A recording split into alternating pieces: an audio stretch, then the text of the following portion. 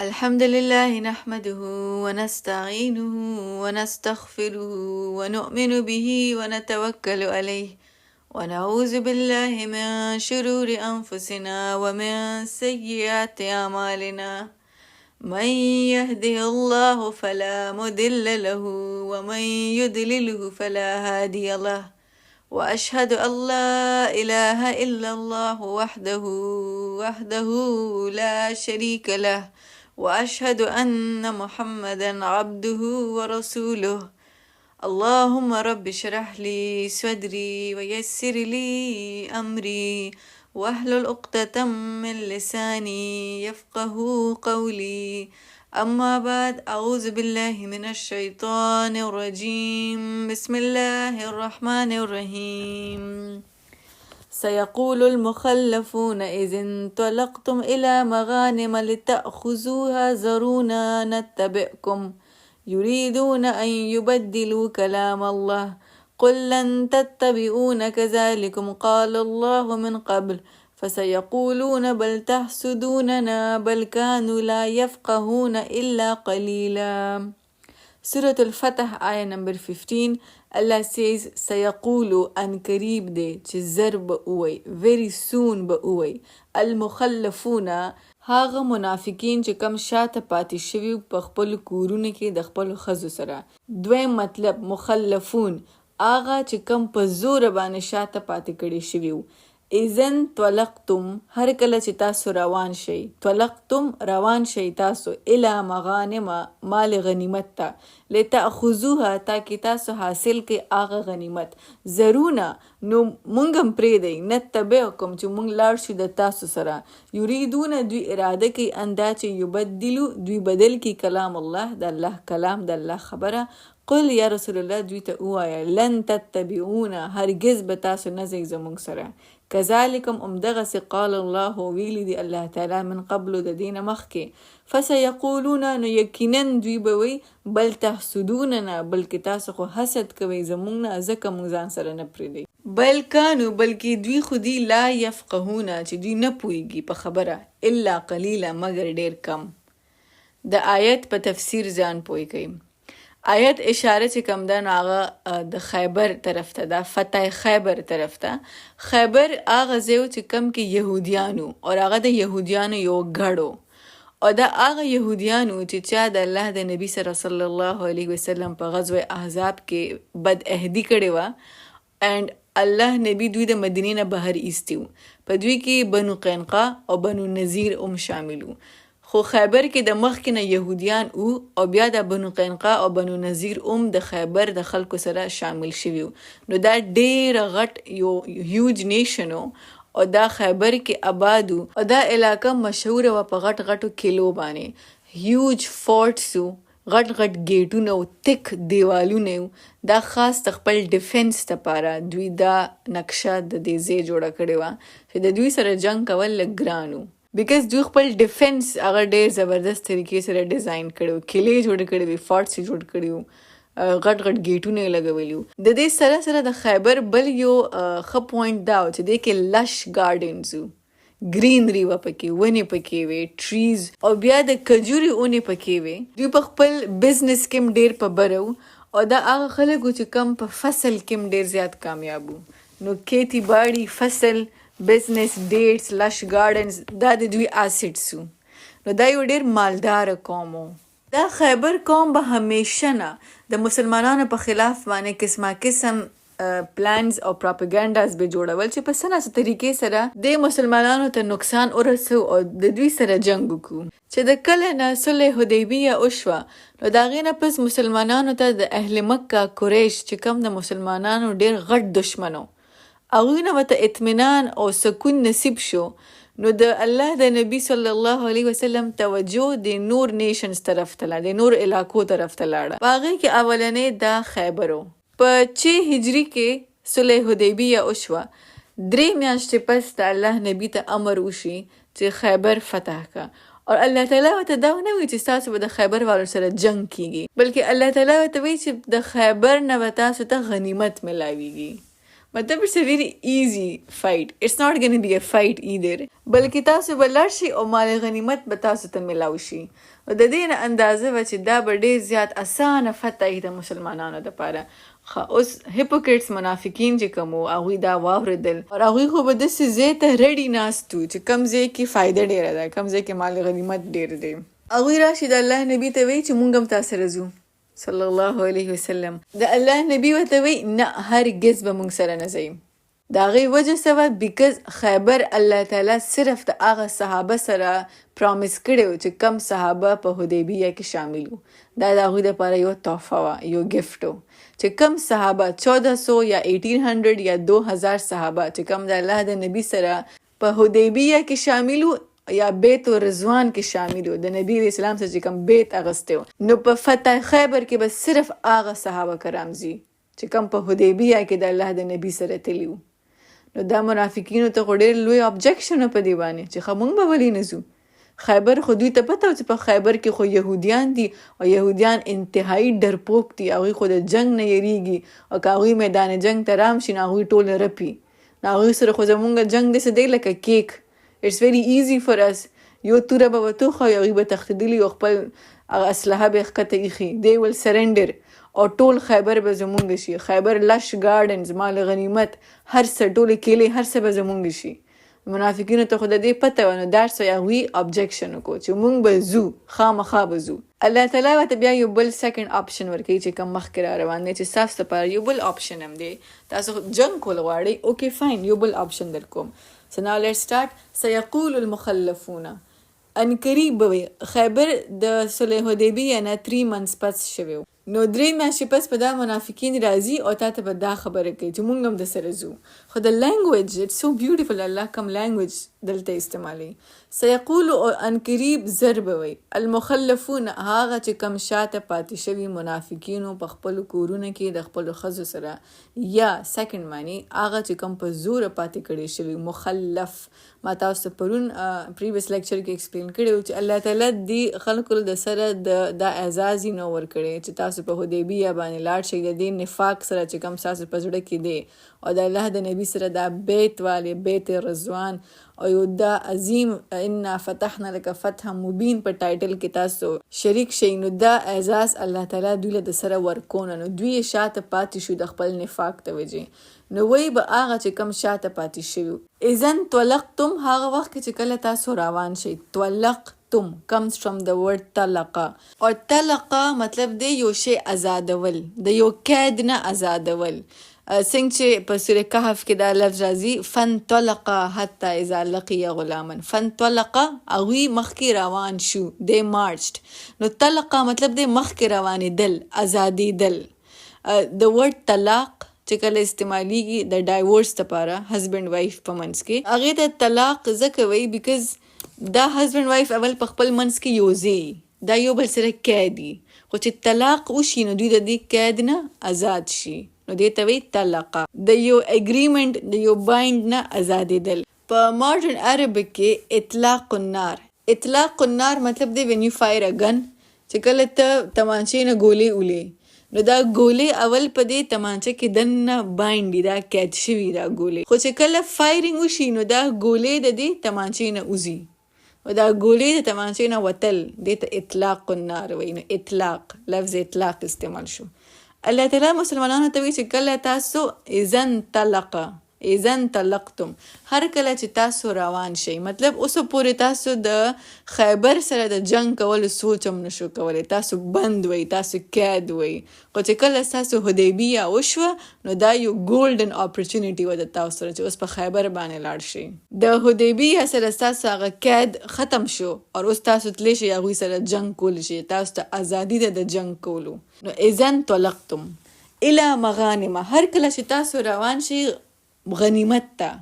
الله تعالی دلته دا ویلی شو چې الی حرب، الی قتال، الی جهاد، چې کله تاسو د جنگ ته روان شئ، رایټ، بیکاز غنیمت خو د جنگ نه پس ملاویږي، اول جنگ وشي بیا غنیمت ملاویږي.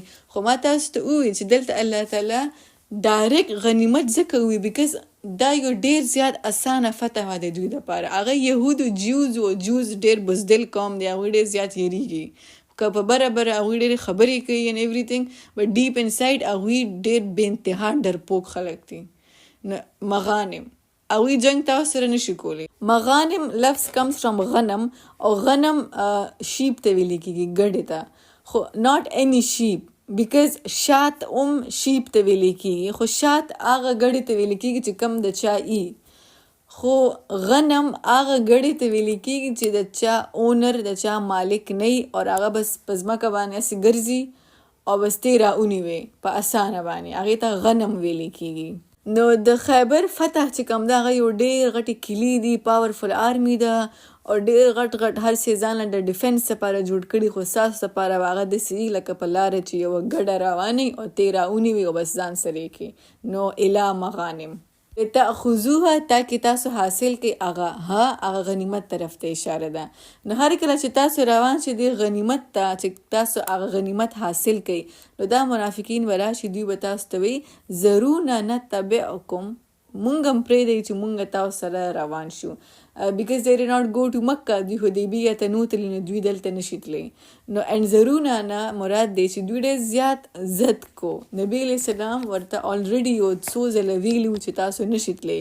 نو ضرونا is like یا رسول الله مونږ پرېږده که نه come on just let us go مونږ ولې نشو تللی تا سره. ضرونا نتبعکم یریدون ان یبدلوا کلام الله آیا دوی اراده کوي دا چې بدل کړي د الله کلام د الله الفاظ د الله تعالی کلام سو چې خیبر ته به صرف هغه خلک ځي چې کم حدیبیه ته تلي وو. او دا آی نمبر 19 کې را روان دی ومغانم کثیرة یأخذونها وکان الله عزیزا حکیما.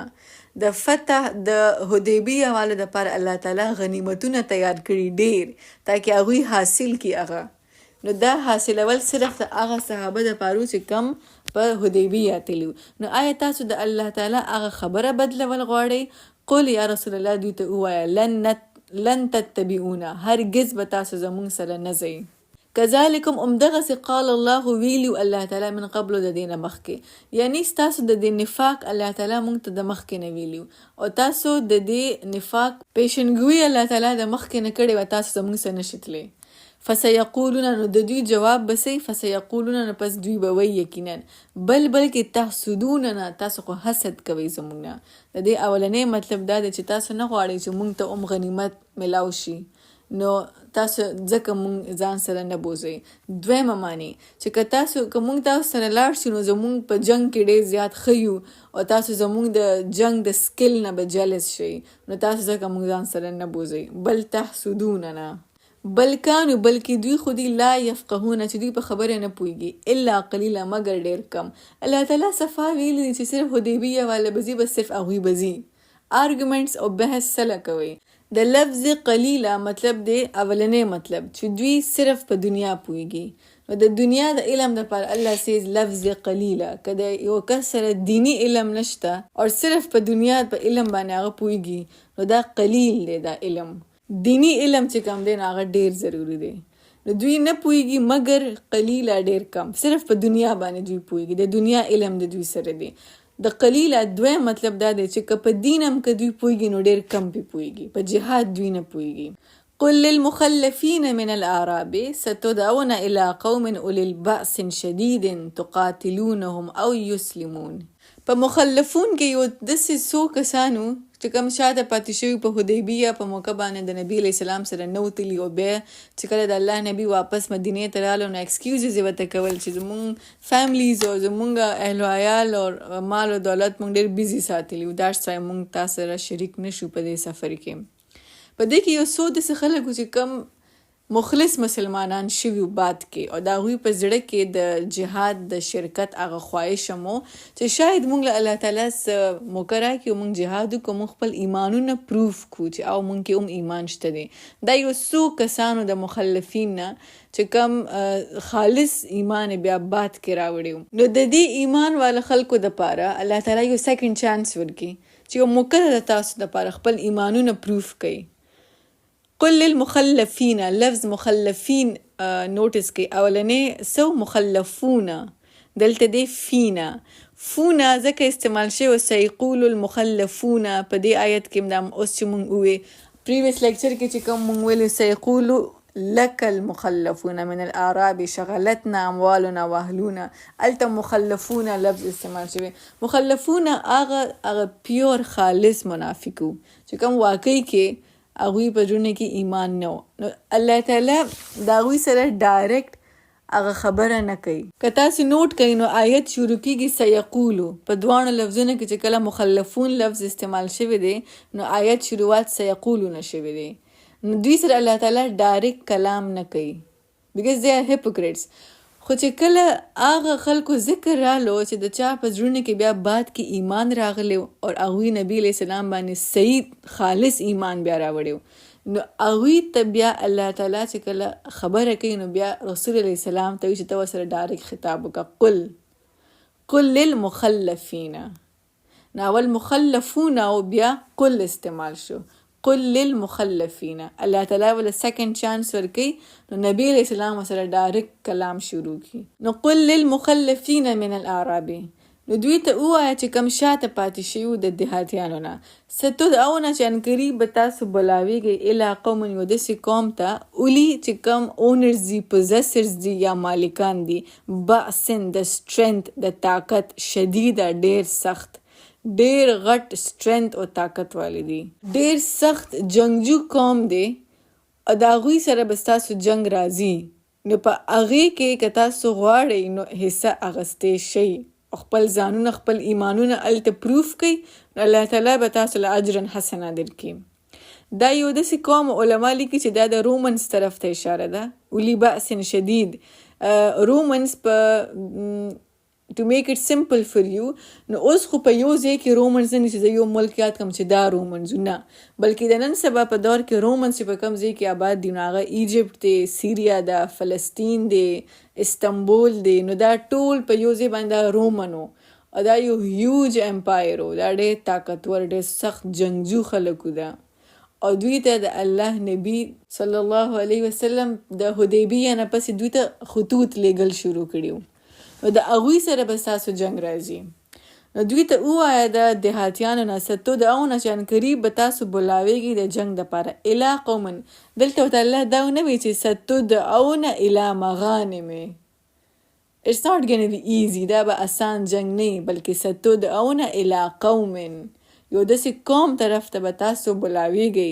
چې هغه اولی بأس شدیدن مالکان به د سخت طاقت تقاتلونهم یا به تاسو جنگ کوي د هغوی سره او یا یسلمون هغوی به مسلمان کیږي بیکاز دا مشرک او د مشرک سره چې کله بیټل شوی دی نو دوه آپشنز یې ورته ورکړي کړي چې اول خو به زموږ سره جهاد کوي که جهاد نه کوي نو بیا به تاسو مسلمان کیږئ سرنډر او چې کوم اهل کتاب نو د هغوی دپاره بیا دریم آپشن و هغه دریم آپشن څه و چې موږ له به جزیه راکوي ټیکس به راکوي بیا نو د اهل کتابو دپاره د ټیکس آپشن او دریم آپشن خو د مشرک دپاره د ټیکس آپشن نشته چې کوم الله د سره نه مني هغوی دپاره ټیکس نه و بیا هغوی دپاره ټو آپشنز و چې یا خو جنګ وکوي او یا یسلمون فرمانبردار شي مسلمانان شي سبمټ شي موږ ته فإن پس اگر تطیعو تاسو اطاعت وکوي د دې قوم طرف ته به د جنگ دپاره بلاویږئ که د دې جهاد کې تاسو شریک شوئ یؤتکم الله اجرا حسنه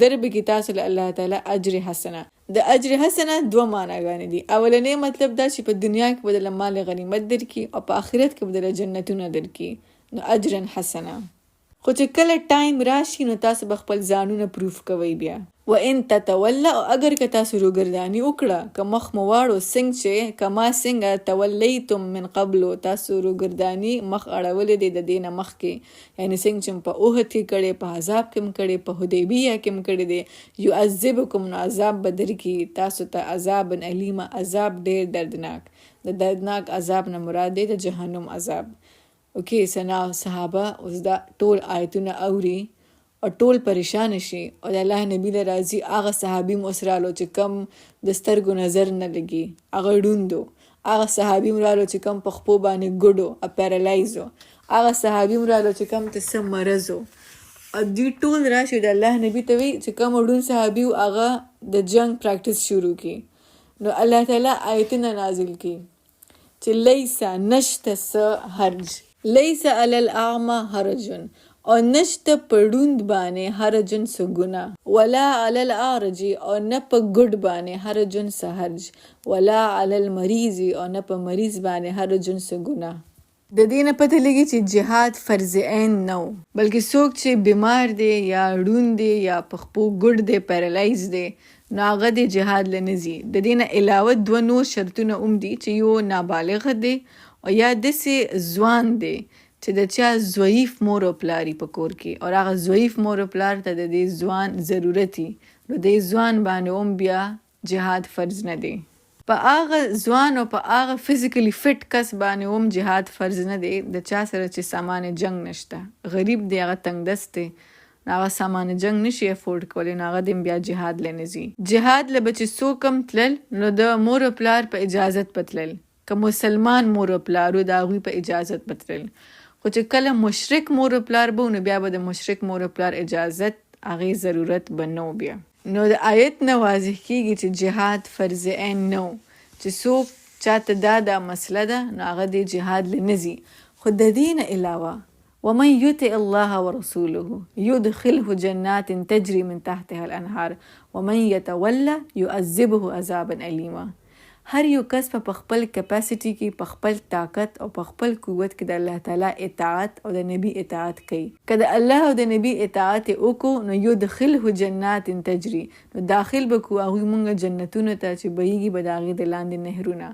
او که د الله او د نبی اطاعت ونه کو ومن یتوله او څوک چې روګردان شو را واپس شو یعذبه نو عذاب ورکړي هغوی له الله عذابا الیما دردناک عذاب.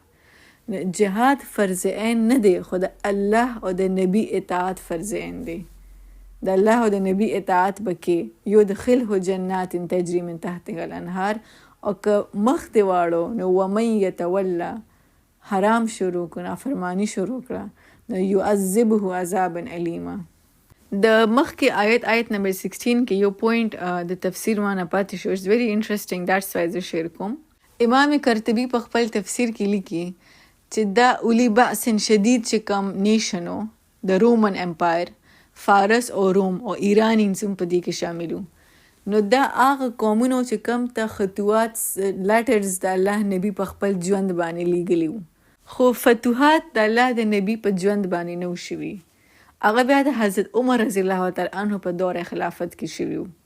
د آیت نه ثابتېږي چې د عمر رضی الله تعالی عنه چې کوم خلافت او هغه حق مطابق او د عمر رضی الله تعالی عنه چې کوم خلافت نو خود قرآن د هغې یو ثبوت ورکوي، ځکه چې اولی بأس شدید دا قومونه فتح شوي وو، خو د عمر رضی الله تعالی عنه په دور خلافت کې خطوات نبی علیہ السلام لیږلي وو، شروعات نبی علیہ السلام کړی صلی الله علیه وسلم، خو فتح د عمر رضی الله تعالی عنه په دور کې شوی وه.